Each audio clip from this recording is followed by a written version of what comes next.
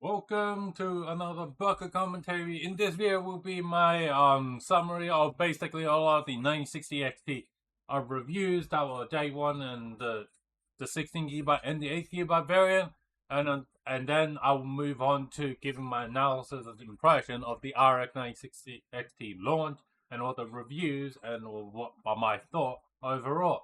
So with this RX 960 XT 16GB variant, as you can see, the 16GB variant is pretty close to the RTX 3070 Ti and the RX 7700 XT, and pretty much again, it's not as fast as the 5060 XT 16GB variant, but however, it's a lot cheaper, $50 cheaper MSRP on paper. So again, this makes a lot of reviewers like, this is the best value new market latest generation graphics card, as this contains all the the latest generation AMD technology that supports ray tracing and the new AMD AI upscaling FSR 4.0 or as and AMD Redstone, whatever, that's probably like 4.1 or even 5.0.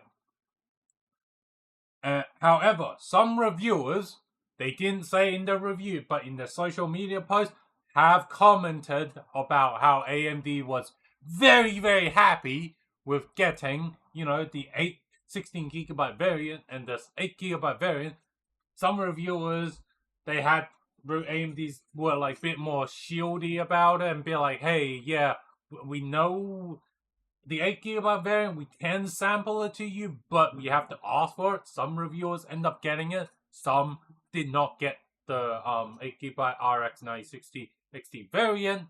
But yeah, and as for the reviewers that did manage to get hold of the RX 960 XT, the performance got pretty close to the 16GB. However, there was still slightly penalty from the from having 8GB VRAM instead of 16GB VRAM.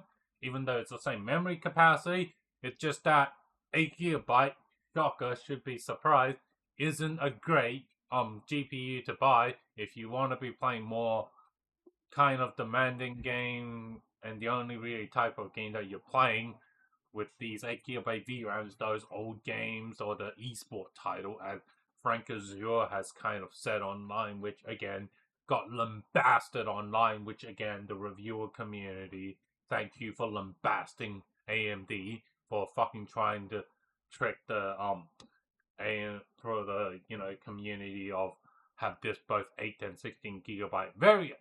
Now,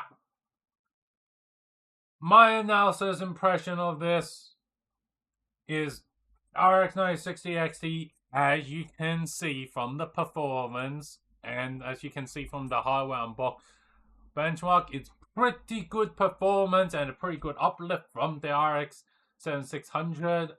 And basically, but however, they decided they thought they could get away with copying NVIDIA's homework by just naming it 8GB and using the same name. And unlike the last generation, the RX 7600, which clearly showed, hey, this is the weaker model, and the RX 7600 XT had the 16GB variant.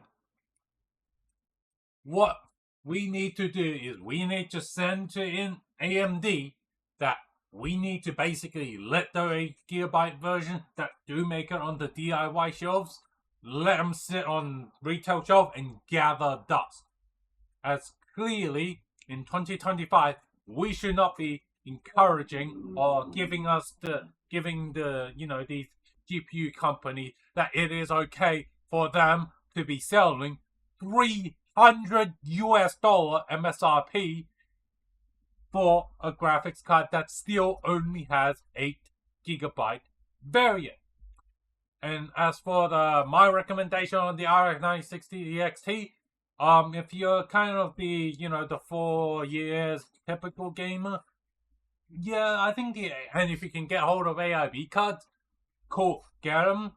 And however, if you're one of those premium stuff that wants just to plug it in and forget about it, and those guys, they tend to keep graphics card for like 6 years, Yeah, you might want to pay like $10-20 extra for a little bit better cooler and probably better thermo stuff that from the AIB themselves out of box. You don't have so it's basically you just have to blow some hot canned air into it and just clean the dust out a bit.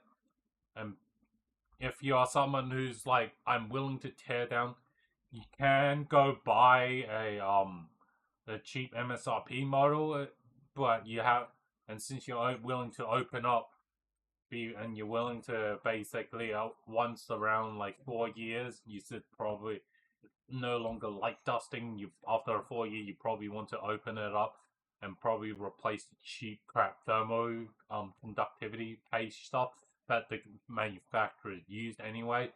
But anyway, those guys again, the RX 960 XT 16GB variant, it will be a very good graphics card. The 16GB variant at MSRP and maybe $10 or $20 extra.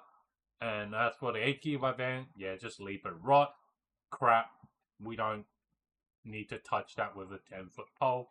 But anyway, guys, that brings the end to another Baka commentary video. If you do like the video, do the typical like, share, comment, and subscribe. And I'll see you guys in the next video.